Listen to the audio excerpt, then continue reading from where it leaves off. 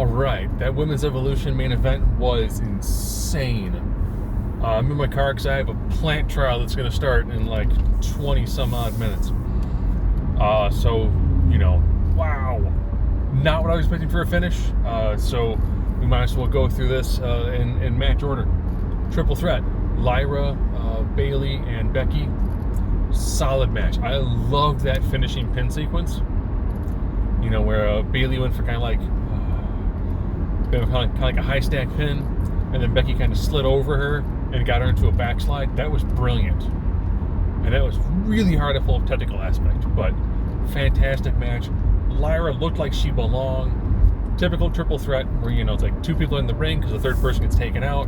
Rinse and repeat all the way through. Everyone got to hit their finishers, which was nice. It's an E triple threat match. Everyone's gonna hit their big move. Like, I'm the person who's gonna win. No, I'm gonna win. But really, really well done. Got the crowd over. Got the crowd hyped. It's still weird having Becky functionally be the heel in the match, but the crowd is still cheering her for because she's very good at her job. But incredible opener. Really good. I'm like, all right, let's do this. We're on the road. Let's hit it. JC Jane versus Jordynne Grace. Jordynne Grace asked Blake Monroe to come down to her ringside, and of course she wouldn't deny her muscle muffin. Now, JC Jane, I know people are like, she's not the best NXT Women's Champion. Yes, she's good, but I think the caliber of women who held that title is incredibly high. So even if you're like a 7 on a scale of 1 to 10, but most people have held it are like 8s and 9s. So it makes sense for you, like, she's like the least deserving champion, but great character work. She spent a long time, and okay, I'm now stuck next to somebody. Okay, I had to do a live pause because a guy on a motorcycle at 9:30 at night was blaring some Kid Rock, doing a copyright strike. So JC Jane, she's had a solid run, good character work. I like that she's part of a stable. You can cheese out victories when everyone's taking on 3 wrestlers. And Blake Monroe didn't get involved the first couple of times that Fatal Influence got involved. It was Toxic Attraction. Easy mistake to make. And then all of a sudden, she kind of got in a little bit, attacked both Fallon Henley and Jasmine Nix. And then she had the title belt in her hands. And I'm like, that's where it's going to happen. So Jordan comes off the ropes, gets hit in the back by the title, eats the roaring elbow. Jordynne Grace has been defeated by JC Jane because Blake Monroe turned. Shock Pikachu face. Someone not happy that someone decided to not turn on the turn arrow. Well, they're going to be there for a little while. But this match, again, really shows that when you put someone with Jordynne Grace, who is fantastic, she adjusts her game. Jordynne Grace can move incredibly fast with high impact. Against my JC Jane, she backs down just a little bit, so she doesn't ever seem like she's really fully, truly overclassed who she's in the ring with. But lots of power moves. But again, you're taking on 3 people, so it makes sense. Jordan would have the advantage. Then there's a little bit of heel trickery, heel chicanery, if you will. And then, JC's back on top. All right, solid match. Blake Monroe did the turn. Cool. That way then you keep the belt on JC for a little bit. Kind of help heat her up a little bit more. And now you get to do your undercard feud between, Blake Monroe and Jordynne Grace, or Blake right for the title, and then it's Blake and Jordan for the title.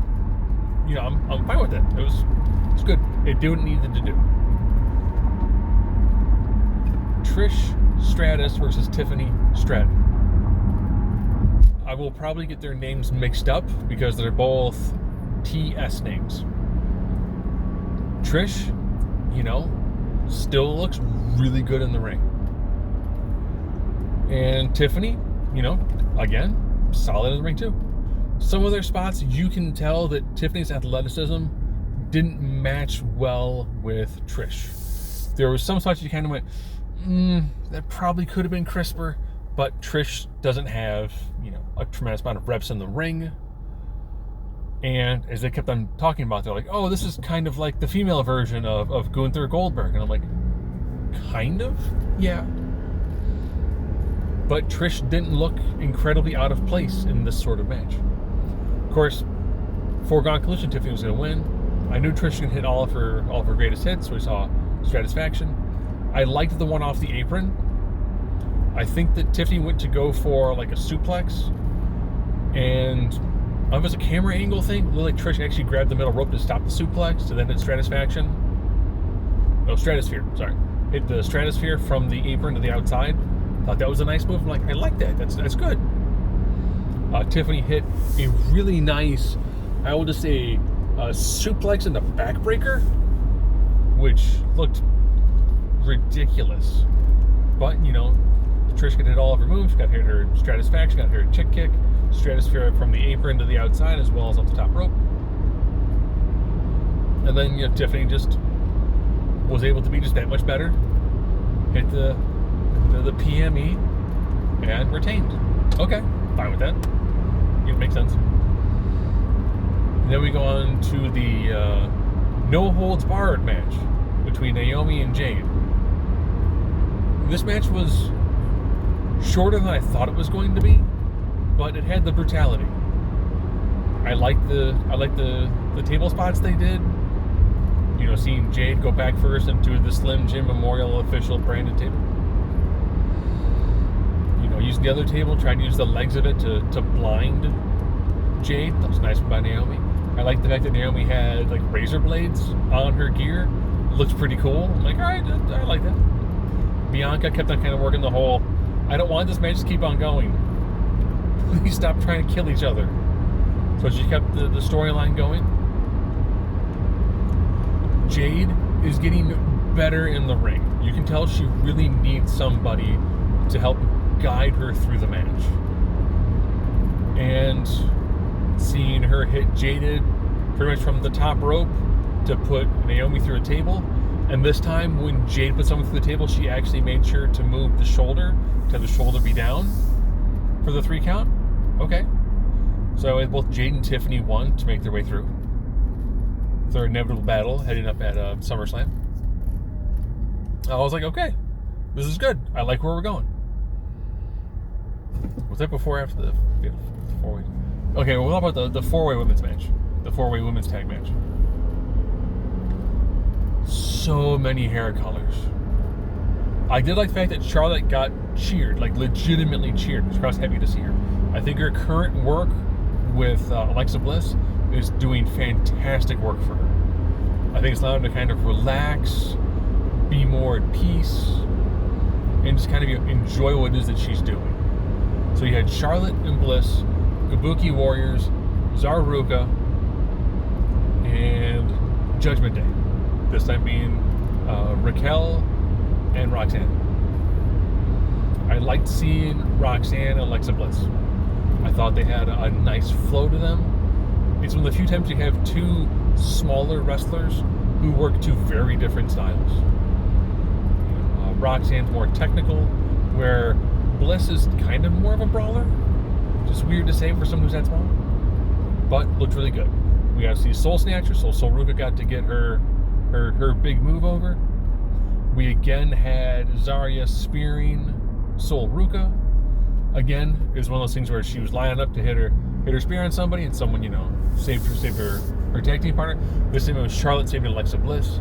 I like that when they show them in the corner, Charlotte's in the corner, Bliss is like laying on her chest, facing out, and they both look like Bliss is like shocked that this happened, and Charlotte's also mildly shocked because it happened, because she actually, she saved Alexa Bliss. I like that storyline. You kind of had it from two teams. Roxanne and Raquel were like, I will work with you, I don't like you.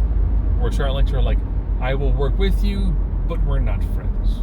So I like those two similar storylines going in, and I like, looks really good. You also can tell too that the Kabuki Warriors haven't wrestled a lot together, because there were a few of their tag team sequences where they just seemed to be I'll say they just stuttered. They weren't as crisp as they normally would be, but if you haven't wrestled together in almost a year, makes sense. You might have your timing and your spacing down incorrectly, but you know, they were a solid tag team. They did a great job keeping this match moving. I really loved this match. I thought it showcased a lot of women, showcased a lot of styles, kept multiple storylines going forward. You know, with Zarya spearing Sol Ruka, it's keeping their kind of, hey, we're friends, but we don't seem to win as a team. And we seem to have communication issues. I like that as a story moving forward. I like the stories you had with Raquel and Roxanne and Charlotte and Bliss. I like those stories too. Kabuki Wars kind of being thrown together at the last moment. Hey, you know, I'm fine with it. Well, the problem is Judgment Day. Okay. So a nice showcase match, and of course, no titles changed hands so far, which I didn't expect any really to change hands, except for maybe in the main event. Then we had the Battle Royal. Battle Royal standard Battle Royal fare. You know, Nia Jax eliminated a lot of people to make her look nice and strong. Carolina and Jordan got the Kofi Kingston spot. I liked how they kind of did. Well, there's some NXT people who were working together until they decided not to. They continued the Zelina Vega Julia storyline, with Zelina Vega eliminating Julia. I'm like, okay, you know, this is working well. There were some moments where you can tell that some of the newer wrestlers are something like, okay, like where do I go now? What do I do? There are a few of those moments where there's kind of, you know, punches are being thrown, they're not being registered. I like the Secret Harvest bit. Thought that was good. I liked Chelsea Green making fun of essentially Nikki Bella, but then Lola Vice being like, no, I do the tornado spin too. And then she got lit up by that. And then Lola and Nikki did a little spin together. And then Nia Jax took him out, and then she did the spin as like a mocking gesture. I'm like, I like this. Got down to your final three. First, your final four. Final four was Nia Jax, Lash Legend. No. Yeah, that's right. The final three was Nia Jax, Lash Legend, and Stephanie McKeer. My daughter, who's 11, was like, how are they gonna eliminate Nia Jax? I was thinking like two people eliminate. She's like, this is really hard to eliminate. And I'm like, no, Lash has got her. Lash picks her up, carries her to the ropes, and you know, Nia holds on the apron. Multiple attacks, even a double team by Lash and Bakir. Finally take her out. Cool. Lash and Bakir. Nice amount of back and forth. I like where this is going. I like the flow to it. Get to the outside of the ring. Because Lash was going for a power bomb. Bakir rolled her over the top. Devil's kiss on the apron. Leads to Lash being eliminated. I'm like, you tell someone, boom. He's like, oh yeah, man. Oh yeah, baby. Yeah. You know, he's going nuts. And I was like, oh, that's how you end the match, with a devil's kiss on the apron. I was like, it's brilliant. It's absolutely brilliant.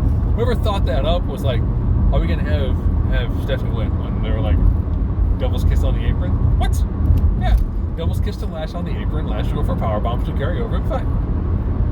I thought somebody had to do a nice heartfelt promo in the ring with Stephanie McMahon in there. So Bakir and McMahon were in the ring. He's like, how does this feel? This is an amazing moment for you. That means Bakir is going to go after the women's championship at Clash in Paris. And I'm like, all right. In my mind, I'm thinking, cool. You know, Bakir, Io, gorgeous match. Bakir, Ripley, oh my, I'm like, it's a winner either way. So now we get into our main event. Io Sky versus the woman who has never defeated her, Rhea Ripley.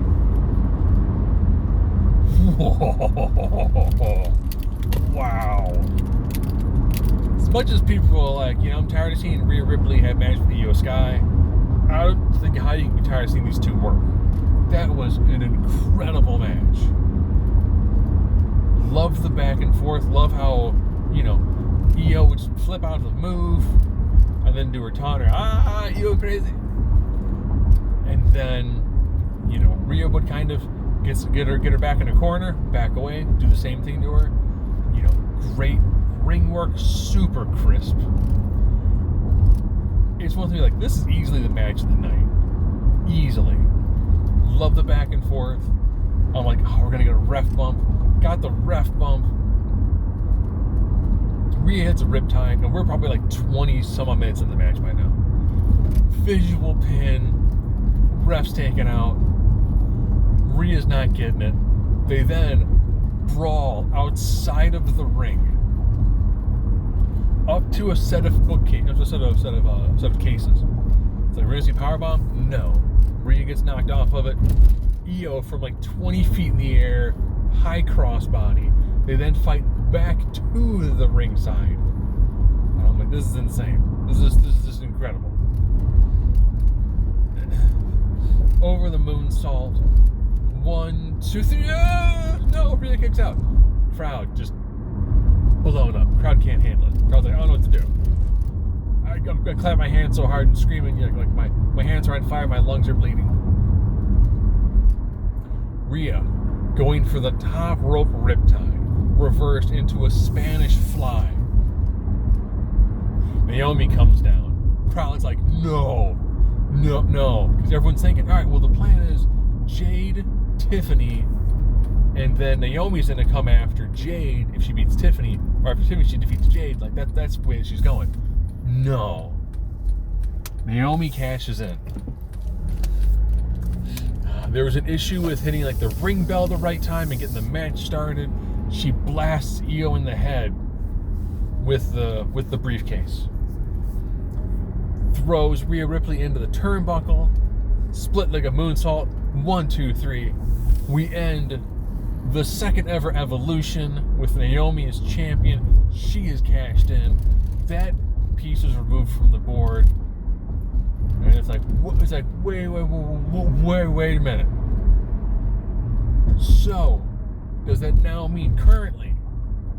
That now totally shuffles the deck out of the women's division on both sides. And I'm like, that's insane.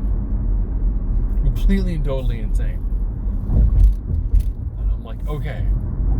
So that means now, unless something happens in SummerSlam, Bakir and Naomi for the title. I'm like, that's ridiculous. So they have fully shuffled the top of both women's divisions in one night. And I'm like, wow, that's impressive. Did not picture them doing that. Unless, they're going to have something where like Jade decides that, she's going to chase after Naomi, with Naomi going to Raw. But wow, this was really good. I liked Great American Bash. Tonight's main event, I think had Seth not gotten injured, we'd probably have a better feeling for it. And the solo Big Jim match was meh. But then finish off the Evolution. Wow. Holy cow. That was some incredible wrestling. Fully shuffles the like I said, it shuffles women's division on both sides when it comes to the top belts. Your mid card, the tag belts stay the same, but doing that at the top of the card is insane. Really well booked, really well done. Fantastic job on this. This was another fantastic event. Great to watch. Super entertaining. And with that, wow, I did this whole review the whole time I was driving back to the plant so I can get ready for my trial. And with that, everyone have a good night. Fantastic night of women's wrestling. Great night for wrestling in general. Let's see if I can get myself pulled into a parking spot. And let's come in the lines. Have a good night.